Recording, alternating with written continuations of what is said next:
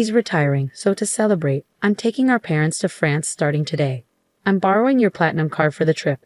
We're going to enjoy ourselves using your credit card. What a trip. What are you talking about? Exactly what I said.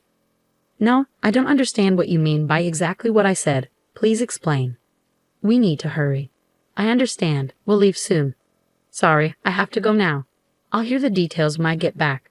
Just one thing though, the credit card won't work. Huh? My jobless husband Parker took my credit card to take our parents on a trip. I've put up with a lot from Parker, but this seems like the perfect chance. I'm going to make sure Parker learns a lesson, and when he returns from the trip, he'll have some big regrets. I'm Lee, a 32-year-old employee at a major company. After graduating from a top university, I landed a great job and have been doing well.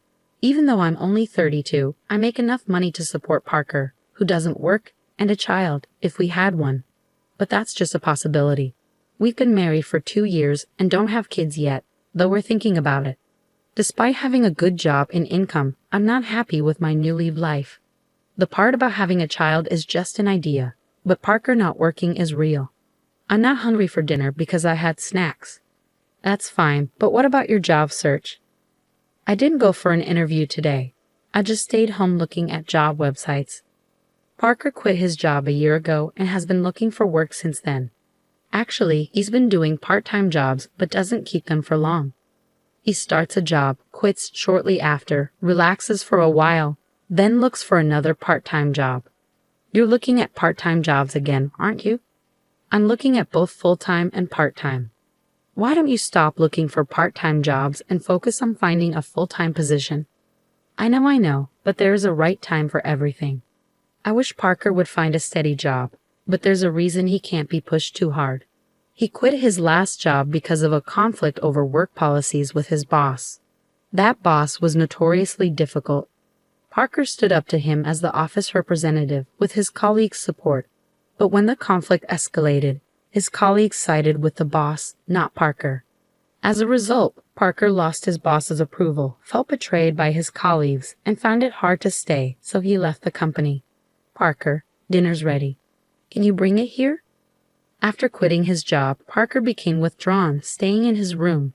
After about 2 weeks, he began to come out and help with household chores. I'll do the dishes. Really? Thanks. Then it's all yours. Yeah, I've got plenty of time. Parker joked, but his smile didn't seem genuine. Yet, another 2 weeks later, he started looking for a new job. I have an interview today. Is it your top choice? Yeah, I'm going to nail this one and make a fresh start. I'm rooting for you. Do your best. A month after quitting his job, Parker started looking for work more seriously. But even after another month, he couldn't find a job. Why do they keep rejecting me? It's all because of my last company. Don't lose heart. You'll find something good. Of course I'm frustrated. I didn't do anything wrong. Parker may not be completely blameless, but what happened at his previous job wasn't entirely his fault either. However, quitting due to interpersonal issues doesn't impress potential employers. It feels like nothing I do is right anymore. That's not true. You have an interview tomorrow. Let's update your resume. It's pointless. I'm not going to that interview. Repeated rejections took a toll on Parker, and eventually he became defiant. One day, I returned home to find torn-up resumes scattered on the living room floor, knowing his interview hadn't gone well. Carefully choosing my words, I said, "Can you throw that trash in the bin? I'm done." Done with what? Job hunting. We can manage on Layla's income, right? I don't need to work. It was true, we could get by on my salary alone. Some people choose not to work and excel as full-time homemakers. But that wasn't Parker's situation. He seemed to be avoiding reality. Understanding his reluctance after his rough experience at his last job and the fruitless job search, I decided to be patient with him for a while. Parker, you still haven't found a job. What's your plan? I've worked hard in the past. This is just a long break. I'm not just sitting around, I'm preparing for the future. That's good to hear. Living near my in-laws, Parker's mom, Layla, and dad, Nicholas, started visiting us more after he quit his job. They were probably worried about him. When they heard Parker was preparing for his next job, they seemed relieved, but that was far from the truth. The beer's running out today. Can you grab some on your way home?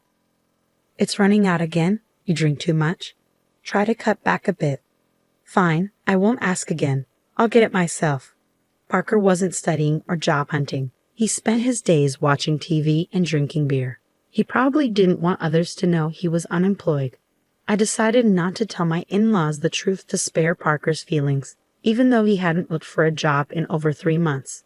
Finally, I decided to bring it up. Parker, maybe it's time to start job hunting again. You seem more settled now.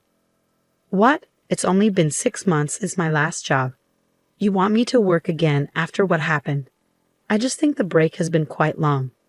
Stop nagging. You can't understand my feelings when your job is going well. I have my own struggles, you know. Everyone faces work problems and relationship issues. We can work through this together. I understand. I'll start looking for a job, okay? Parker walked out during our conversation. My words seemed to have hurt him, but his agreement to job hunt felt like progress. I planned to apologize when he felt better. I got a job because you pushed me. That's great. Where? At a nearby supermarket. So you'll need to learn and work hard, right? It's just part-time. No need to work too hard. Part-time or not, any job is important. Do you have a problem with that?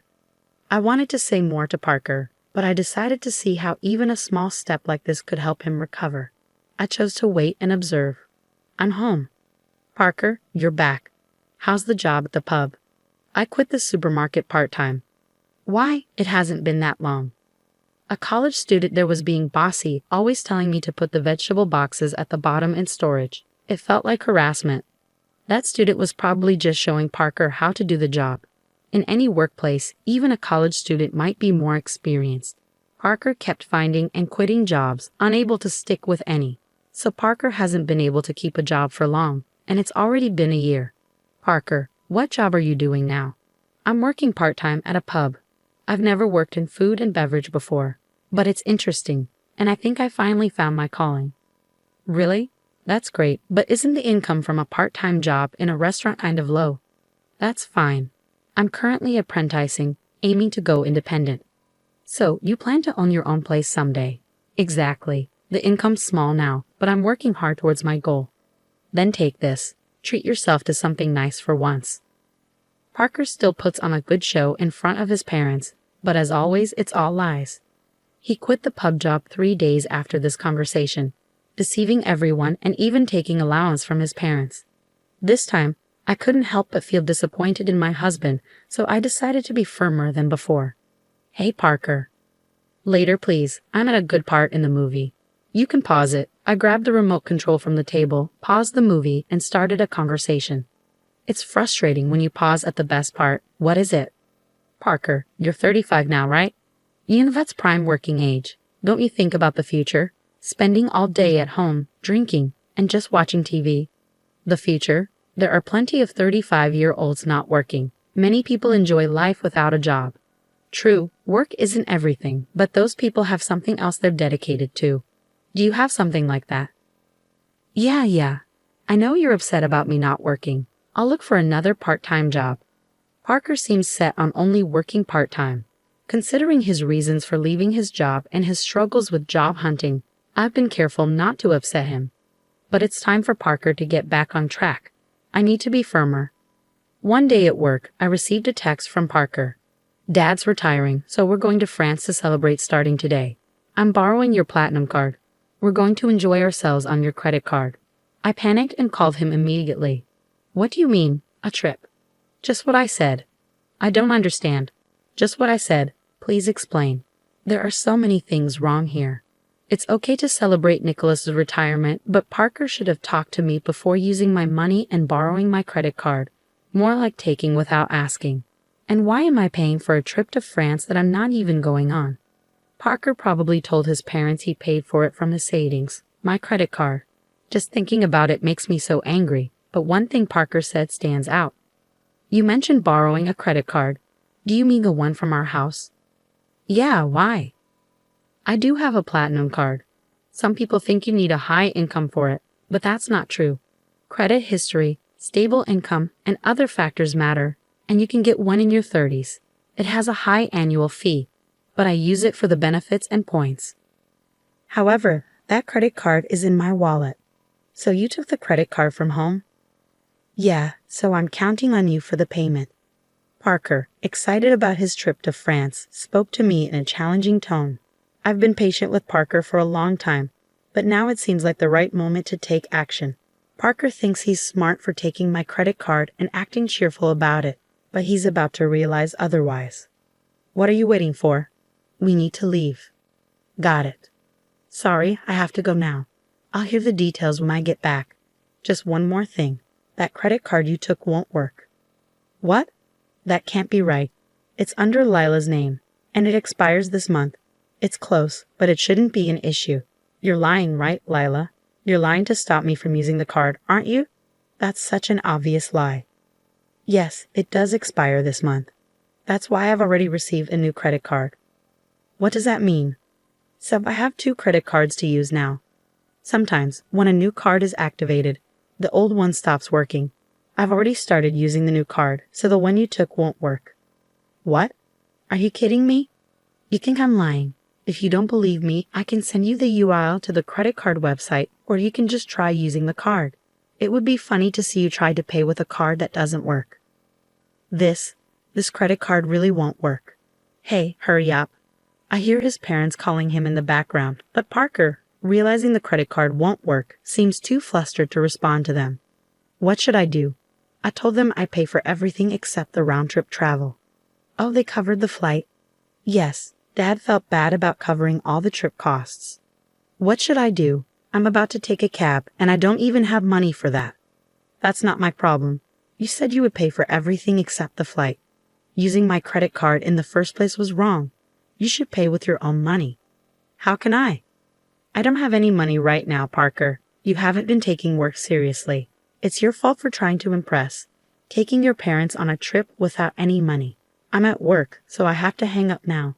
I just wanted to tell you about the credit card. Wait. I hung up and returned to work. Parker, unable to pay for even the cab, would have to come clean with his parents. That evening, after I finished work, I received a call from my Leila.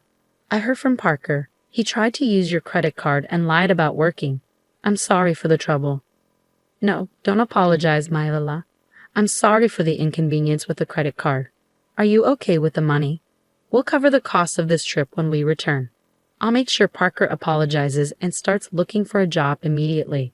I'm sorry, my Leila, but I'm considering divorcing Parker. Divorce? Because of this? It's part of it, but Parker has been taking money from me for a while. What? I stopped giving Parker money to limit his drinking. He got a part-time job and started buying his own alcohol.